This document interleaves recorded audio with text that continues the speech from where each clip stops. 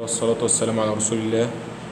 إن شاء الله النهاردة تالتة إعدادي هناخد ملخص لأهم العلاقات البيانية اللي اتذكرت في الدرس التاني اللي هو درس التمثيل البياني للحركة في خط مستقيم.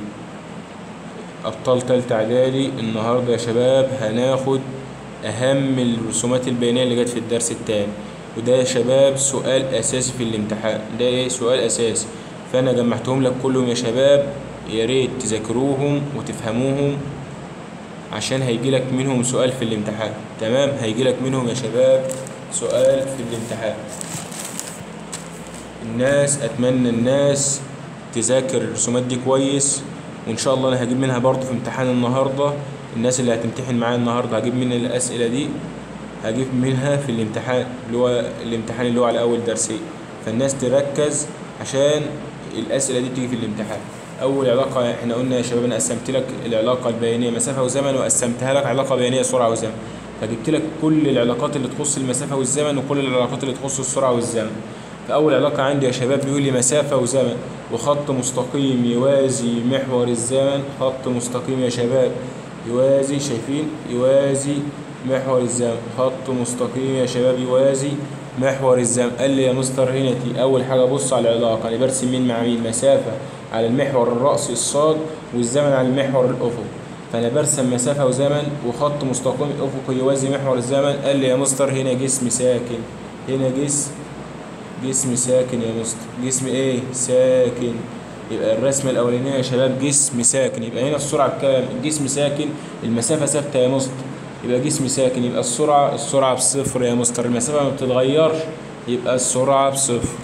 يبقى المسافة يا مستر ثابتة بمرور الزمن، يبقى جسم ساكن. يبقى هنا سرعته كام؟ سرعته بيساوي صفر.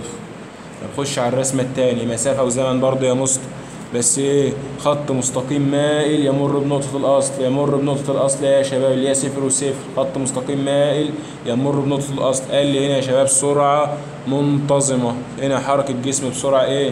سرعة منتظمة يا شباب، سرعة منتظمة. يبقى حركة جسم هنا بسرعة منتظمة. وقال لي يا شباب لو جه قال لي احسب العجلة، أقول له يا شباب أي سرعة منتظمة عجلتها تساوي صفر. أي سرعة منتظمة عجلتها تساوي صفر. يبقى أول ما يذكر لي السرعة منتظمة أقول له العجلة بتساوي إيه يا شباب؟ العجلة بتساوي صفر. طب خلينا في الرسمة رقم 3 والرسمة رقم 4 يا شباب، الاتنين دول رسمة واحدة. هنا الجسم بيتحرك بسرعة غير منتظمة يا شباب. أي رسمة فيها منحنى أو فيها زجزاج أو أي حاجة بس ما تكونش خط مستقيم بسرعة غير، يبقى الجسم بيتحرك بسرعة غير منتظمة. يبقى أي رسمة يا شباب فيها منحنى أو فيها زجزاج حركة جسم بسرعة غير منتظمة. يعني لما الجسم يا شباب يتحرك بسرعة غير منتظمة، يعني السرعة مثلا كانت 5 بقت 15 بقت 17 بقت السرعة عمالة تتغير، يا بتزيد يا بتقل. هنا في عجلة ولا ما فيش؟ أيوة يا مستر، أنت قلت لي العجلة أي تغير في السرعة، والسرعة غير المنتظمة في تغير، يبقى هنا يا مستر في عجلة. يبقى هنا الجسم يتحرك بحركة معجلة.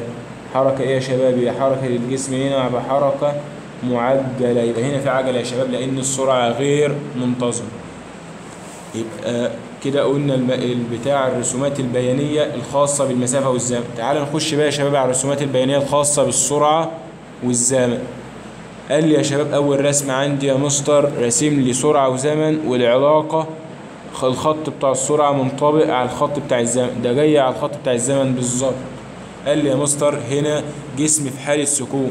جسم في حالة سكون يا شباب، أنا بطلع فوق، بطلع من الزمن ألاقي السرعة بصفر، يبقى جسم ساكن ما بيتحركش، جسم ساكن. السرعة صفر يا مستر، السرعة صفر. خلي بالك أنا برسم مين مع مين؟ سرعة مع زمن. هنا برضو سرعة صفر وجسم ساكن. خش على الرسمة التانية سرعة وزمن، بس هي يا مستر خط مستقيم أفقي يوازي محور الزمن، وأنا برسم علاقة بين السرعة والزمن. قال لي يا مستر دي سرعة منتظمة. لو هنا مثلا السرعة ب20 متر كل ثانية، فأنا كل ما أمشي هلاقي السرعة 20 متر كل ثانية، يبقى الجسم ماشي بسرعة ثابتة، يبقى هنا سرعة منتظمة. سرعة منتظمة يا شباب، لو 20 هتفضل 20. طب قال لي هنا احسب العجلة، أقول له يا شباب العجلة أي سرعة منتظمة عجلتها تساوي صفر. ركز يا شباب في الحتة دي مهمة جدا، بيجيب لك مسائل ويقول لك السرعة منتظمة واحسب العجلة، أنت تقعد تكتب القانون وتحسب وهي أصلا العجلة بصفر عشان السرعة منتظم. ما لو الشباب لو السرعة منتظمة وقلنا مثلا ب20 هتفضل 20، وجيت قلت تحسب العجلة، يعني 2 ناقص عين 1، 20 ناقص 20 بصفر. على الزمن، مثلا الزمن 5 يبقى 0 على 5 تطلع ب0. يبقى أي سرعة منتظمة يا شباب عجلتها إيه؟ أي سرعة منتظمة عجلتها تساوي 0. تعالى كده يا شباب نخش على الرسمة التالتة. أول حاجة بص على العلاقة، أنا راسم مين مع مين؟ راسم سرعة مع زمن، وخط مستقيم يمر بنقطة الأصل. خط مستقيم يا شباب يمر بنقطة الأصل، خط مستقيم مائل يمر بنقطة الأصل، ورسم سرعة وزمن. يبقى هنا يا شباب قال لي هنا دي الرسمة رقم 3 ورقم 4، هنا حركة جسم بسرعة غير منتظمة، سرعة غير منتظمة. بس هنا يا مستر في حاجة، هنا يا مستر السرعة بتزيد، يبقى هنا عجلة منتظمة موجبة. هنا عجلة منتظمة ايه يا شباب؟ موجبة.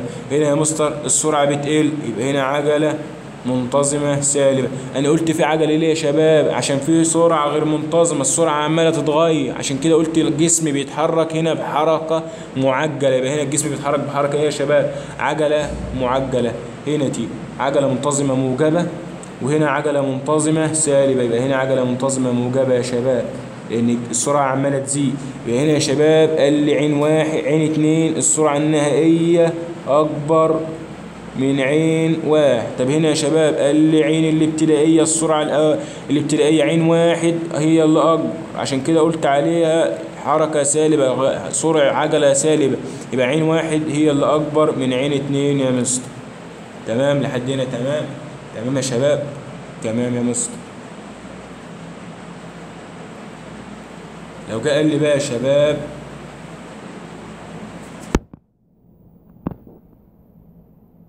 اوصف صورة الجسم في الأشكال التالية. جاي يا شباب جايب لي أول حاجة قلنا نشوف من راسم مين مع مين، مسافة مع زمن، وجايب لي بيقول لي اي بي. اي بي يا شباب مسافة مع زمن، اي بي. اي بي يا شباب هنا حركة الجسم بسرعة منتظمة. هنا لو حسبت الميل مسافة على زمن هيديني سرعة يا شباب. يبقى اي بي في الحتة اللي هي المرحلة اي بي، هنا الجسم كان بيتحرك بسرعة منتظمة، سرعة منتظمة. طب العجلة يا شباب أي سرعة منتظمة عجلتها تساوي 0، عجلة بتساوي 0 يا مستر.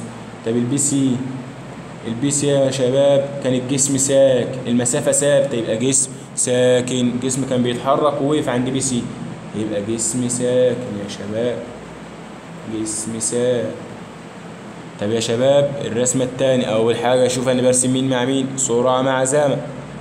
الجسم يا شباب من إي لبي كان الجسم بسرعة غير منتظم، لأن في تغير في السرعة يا شباب. أنا برسم سرعة مع زمن، يبقى من إي لبي سرعة غير منتظمة. طب العجلة يا شباب قال لي في عجلة يا مستر، هنا الجسم بيتحرك بعجلة منتظمة، بس نوعها ايه؟ موجبة ولا سالبة؟ السرعة بتزيد يا مستر، يبقى عجلة منتظمة موجبة، عجلة منتظمة موجبة. طب بي سي يا مستر، بي سي انت كنت السرعة عمالة تزيد من ال بي، وجات عند بي سي السرعة ثبتت يا مستر، يبقى هنا سرعة منتظمة. منتظمة. العجلة أي سرعة منتظمة عجلتها تساوي 0. خلاص بقى حفظتوها يا شباب، العجلة تساوي 0. طب تعالى على الرسمة التالتة يا مستر، السرعة كانت ثابتة من A ل B، سرعة ثابتة يعني سرعة منتظمة يا مستر، من A ل B سرعة منتظمة. طب يا شباب سرعة منتظمة العجلة أي سرعة منتظمة عجلتها تساوي 0، عجلة ب0 يا مستر. السرعة كانت منتظمة مثلا لو كانت 30 قلت يا مستر من بي لسي، الفترة من بي لسي يا مستر قلت، السرعة بدأت تقل يا مستر، يبقى بي سي قال لي سرعة غير منتظمة، حركة جسم بسرعة غير منتظمة. طب سرعة غير منتظمة في عجلة؟ أيوة يا مستر، ده السرعة بتقل، يبقى السرعة بتتغير، يبقى في عجلة، يبقى عجلة منتظمة بس نوعها إيه؟ سرعة بتقل، عجلة منتظمة سالبة. تمام يا شباب؟ أتمنى تكون الناس فهمت، واللي مش فاهم حاجة يا شباب يكتب لي في التعليقات.